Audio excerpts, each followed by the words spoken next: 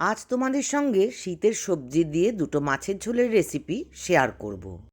দুটো রান্নাই খুব সহজ কিন্তু দারুণ খেতে। শিম বেগুন দিয়ে খয়রা মাছটা আমি যেভাবে রান্না করি সেটাই শেয়ার করলাম। কড়াই গরম করে সর্ষের তেল দিয়ে নুন হলুদ মাখা খয়রা মাছগুলো ভালো করে ভেজে নেব। মাছ ভাজার সময় খেয়াল রাখতে হবে তেল যেন খুব ভালো করে গরম হয়। মাছ ভাজা হলে তুলে রাখবো। ওই তেলেই দিয়ে দেব একটুখানি রাঁধুনি। রাঁধুনিটা আমি হাতে ঘষে নিয়ে দিলাম, এতে গন্ধটা সুন্দর হবে। বেগুন আর শিম কেটে ধুয়ে রেখেছি। এইবার রাঁধুনিটার থেকে একটু সুন্দর গন্ধ বেরোচ্ছে। এইবার দিয়ে দেব শিমগুলো। শিমগুলো দিয়ে আমি ভালো করে ভাজা ভাজা করে নেব। ভাজার সময় দিয়ে দেব নুন আর হলুদের গুঁড়ো, দিয়ে ভালো করে ভেজে ঢাকা দিয়ে শিমটাকে একটু নরম হতে দেব। শিম নরম হয়ে গেলে তাতে মশলা দেব।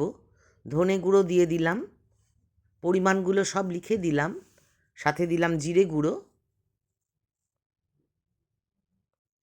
দিয়ে দিলাম লঙ্কার গুঁড়ো। একটু ঝাল ঝাল খেলে লঙ্কাটা বেশি দিতে হবে। সামান্য জল দিয়ে কষিয়ে নিলাম। খুব ভালো করে কষিয়ে নিয়ে আমি দিয়ে দেব কেটে রাখা বেগুনগুলো। বেগুনটা আমি একটু সরু সরু করে কেটেছি। বেগুন দিয়ে খুব ভালো করে ভাজতে হবে। খুব ভালো করে ভাজা না হলে কিন্তু বেগুন শক্ত হয়ে যাবে। ঢাকা দিয়ে দিলাম।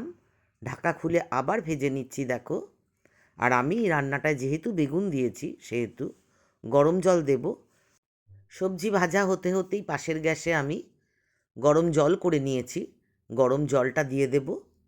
ঝোলটা ইচ্ছে মতন যতটা লাগবে ততটা দেয়া যায় এই রান্নায়। সামান্য চিনি দিলাম।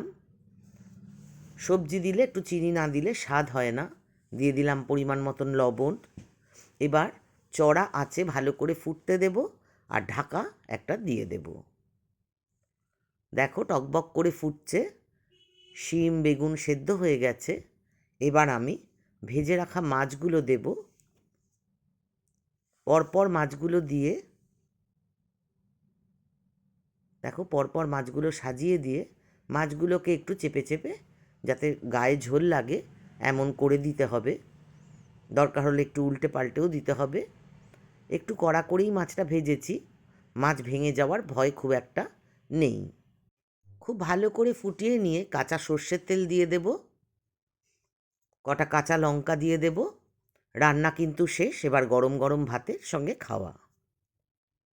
আজকের রেসিপি আলু ফুলকপি দিয়ে কাতলা মাছের ঝোল।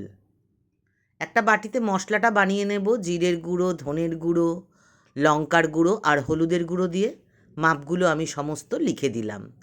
তো হালকা গরম জল দিয়ে ভিজিয়ে রাখবো। কড়াই গরম করে তাতে সর্ষের তেল দিয়ে লবণ হলুদ মাখা মাছগুলো ভেজে নিতে হবে। আমি হালকা করেই ভাজি মাছ। যারা চাও কড়া করে মাছ ভেজে খেতে তারা কড়া করে মাছটা ভেজে নেবে।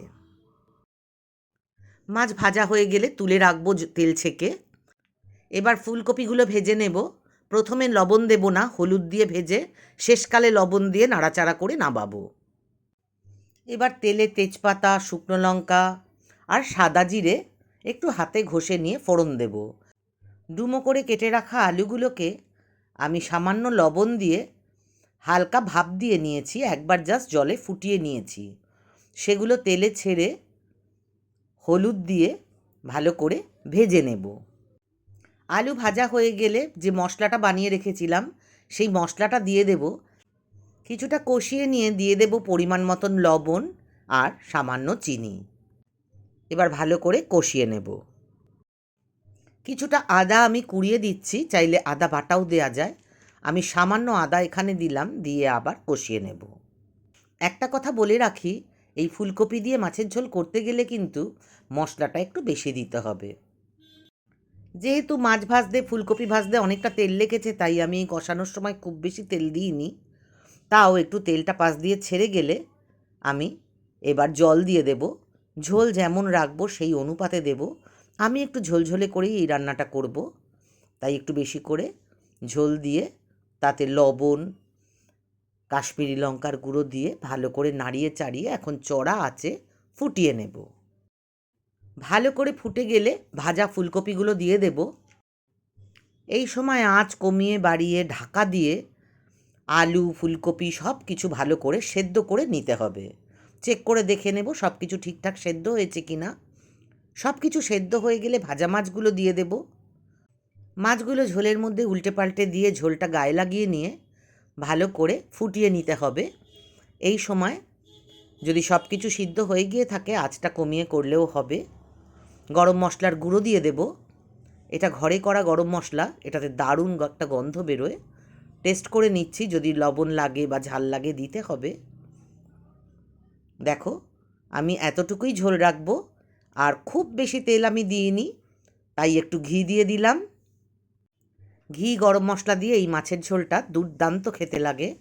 দেখো শেষকালে এরকম দেখতে হয়েছে।